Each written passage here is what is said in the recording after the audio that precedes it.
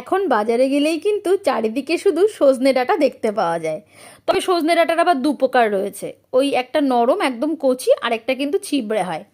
আমার কিন্তু নরম ডাঁটাটা ভীষণ পছন্দের, তো আজকে তারই রেসিপি তোমাদের সাথে শেয়ার করব। প্রথমে কিছুটা বড়ি আমি ভেজে তুলে রেখে দিয়েছিলাম, আর ওই তেলের মধ্যেই কিন্তু আমি দিয়ে দিয়েছিলাম কালো জিরে।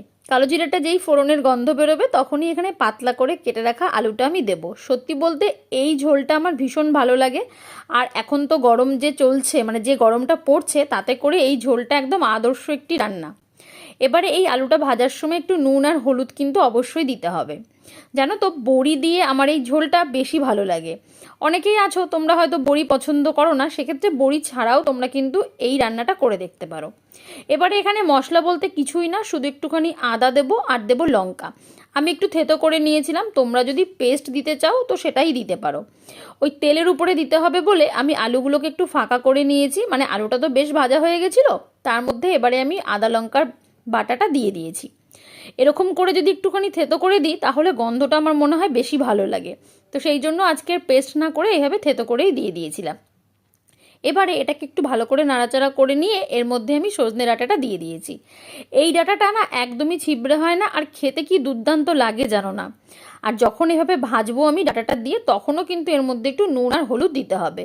এতে করে না ডাঁটার মধ্যেও বেশ নুনটা বসবে। সত্যি বলতে ডাঁটার মধ্যে নুন না বসলে কিন্তু খেতে একদম ভালো লাগে না। তারপরে কি সব কিছুকে খুব ভালো করে 2-4 মিনিট নাড়াচাড়া করলেই আমাদের কিন্তু রান্নাটা প্রায় শেষের দিকে। এবারে হ্যাঁ, একটুখানি গরম জল রেডি রাখবে, আর এই জলটা দেওয়ার আগে অবশ্যই বড়িগুলো এখানে দিয়ে দেবে।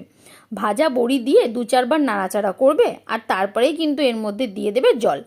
জলটা দিয়ে বেশিক্ষণ ফোটানোর প্রয়োজন নেই, কারণ আলুটা এত সুন্দর ভাজা হয়ে যায়, আর ওই যে মশলাটা দিয়ে একটু নাড়াচাড়া করার ফলে বেশ নরম হয়ে থাকে। যেহেতু পাতলা করে কাটা, তাই অল্প একটু জল দিয়ে খুব ভালো করে এই সবজিটাকে নাড়াচাড়া করে একটু ঢাকা দিয়েও বসিয়ে দিতে পারো। দেখো কি সুন্দর লাগছে দেখতে, বড়িটা একটু ভেঙে দিলে আরও বেশি ভালো লাগে। ব্যাস, এইভাবে রেডি হয়ে যায় আজকে আমার এই সজনে আলু আর বড়ি দিয়ে ঝোল। আমার তো ভীষণ পছন্দের, তোমাদের কেমন লাগে জানিও।